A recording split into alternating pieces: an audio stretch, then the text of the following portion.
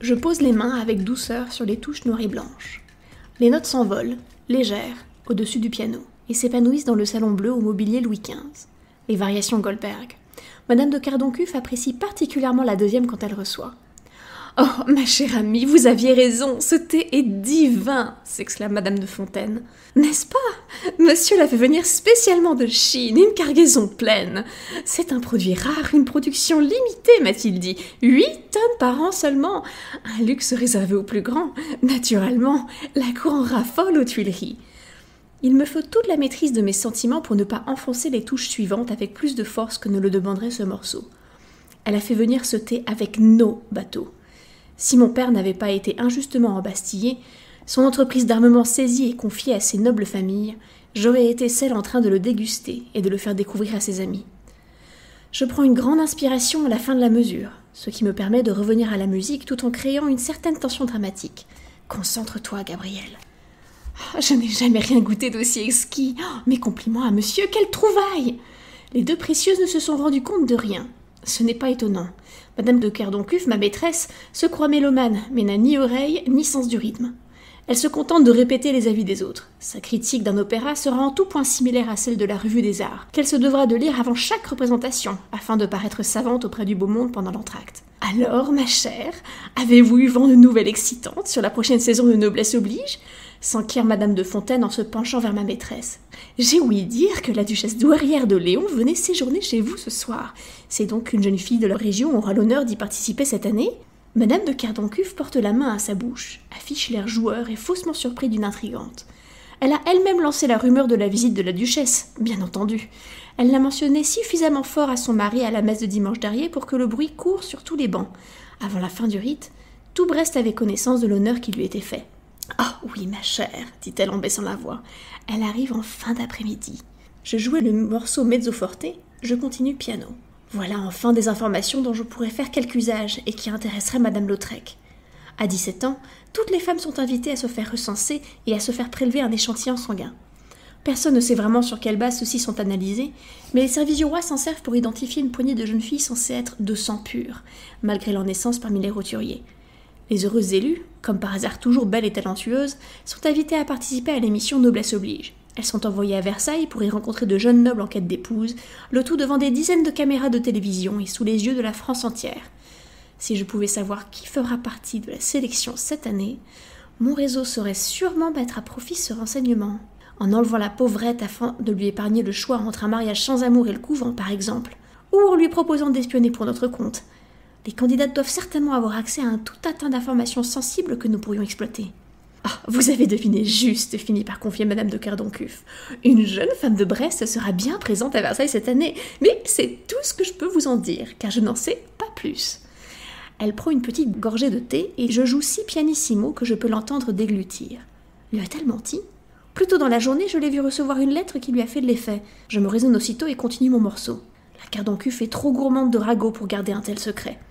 En revanche, j'ai bon espoir d'obtenir que mon Édouard y ait sa place, aussitôt fêté ses 18 ans, ajoute-t-elle, rayonnante de fierté. Édouard ? À Versailles ? Oh, très cher, ce serait exceptionnel. N'est-ce pas ? La duchesse m'a promis d'en discuter dès son arrivée. Vous vous doutez qu'elle n'aurait pas proposé d'aborder le sujet si ce n'était pas quasiment fait. Oh, je l'y vois déjà. Voilà donc le contenu de la missive qu'il aura mise dans tous ses états. Oh, je ravale un éclat de rire. Édouard de Cardoncuff, l'héritier de la famille, est un gros phoque de 15 ans qui ne sait pas différencier sa gauche de sa droite. Sans la fortune et les réseaux de sa famille, ce garçon n'aurait aucun avenir. « Gabriel !» Je relève la tête de mon clavier. « Oh, jouez-nous quelque chose de plus entraînant. Tenez, improvisez comme la dernière fois. »« Bien, madame. » J'obtempère et me lance dans une variation d'un thème de jazz que j'ai déjà interprété dans ce même salon il y a 3 jours. N'ayant que peu de mémoire pour les mélodies, elle l'aura oublié. « Oh, quelle perle, votre dame de compagnie !» commande Madame de Fontaine. « Quel talent vous avez à votre disposition !»« Oh oui, Gabriel, mais très agréable.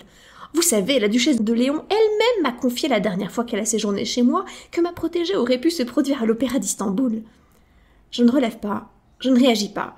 Je me contente de moduler ma variation, de lui donner une couleur sombre et menaçante derrière son apparent entrain. Lorsque les sœurs du couvent Sainte-Augustine, en charge de mon éducation, m'ont annoncé que l'argent versé par mon père désormais déchu n'était plus suffisant pour payer ma scolarité et que j'allais être placée au service d'une des familles qui avait justement profité de notre ruine, Je savais aller au-devant de temps difficiles.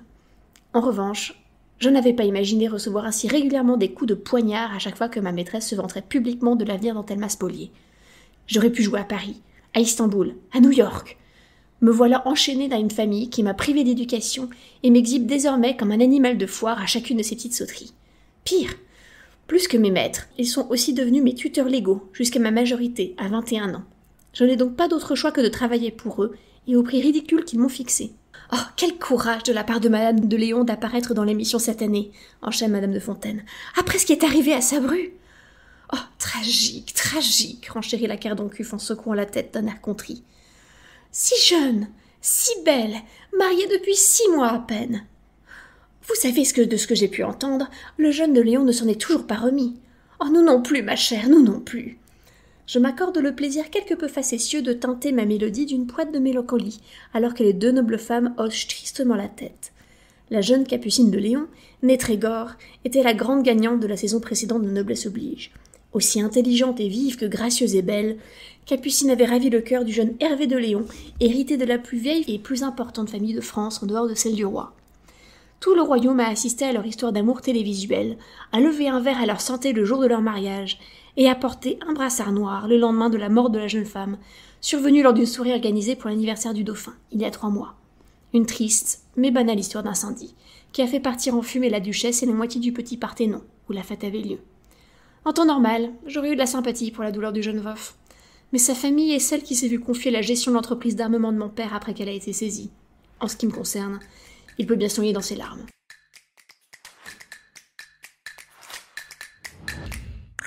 Vous écoutez Inky et Pete se livre, le podcast lecture en 15 minutes, à peu près, qui donne vie et voix aux premiers mots d'un livre et vous donne envie de découvrir les suivants. Ou pas. Je suis Mafalda Vidal, amoureuse des jolis mots et des belles histoires.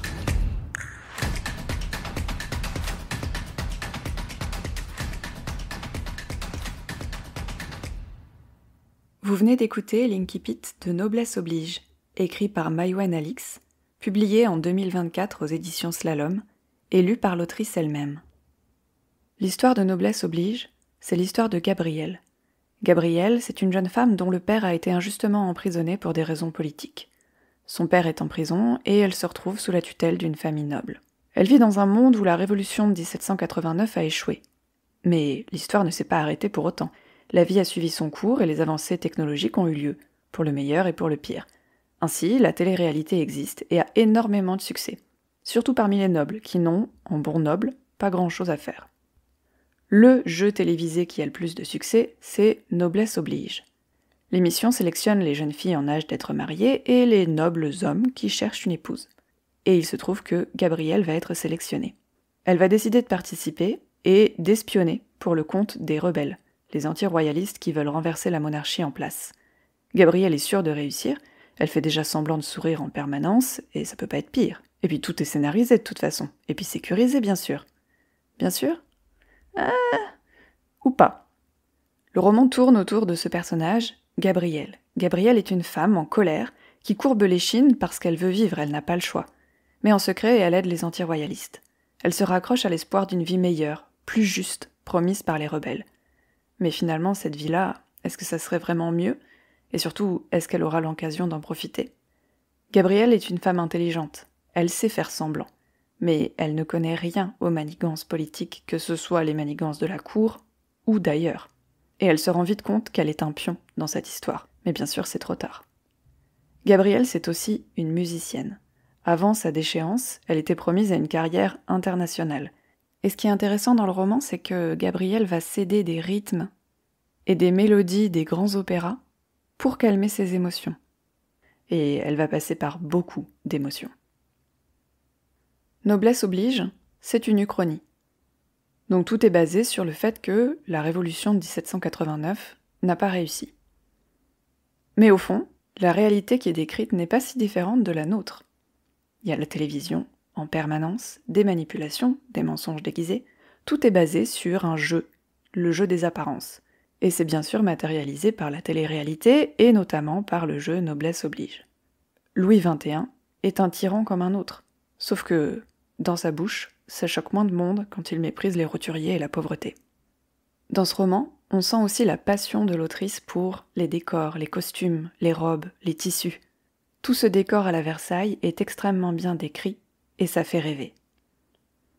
Attention tout de même, je rappelle que c'est le royaume des apparences, et sous les rubans et les dorures se cache une grande violence, avec de la séquestration, la torture, des viols. Donc c'est un roman young adulte, mais pas à mettre entre toutes les mains quand même. Je voudrais terminer en revenant sur la définition de l'expression « noblesse oblige », que je trouve très intéressante. C'est une expression française qui signifie que la noblesse va au-delà de simples privilèges et droits, mais que le statut de noblesse même vient avec des devoirs et des responsabilités sociales. Par exemple, la générosité, la justice, la défense des opprimés, une certaine éducation et donc une pensée critique sur le monde et tout ce qui s'y passe. Alors, c'est pas vraiment appliqué dans ce roman, on est bien d'accord, et Gabrielle en fait les frais, mais ça pourrait être applicable dans notre monde, à nous.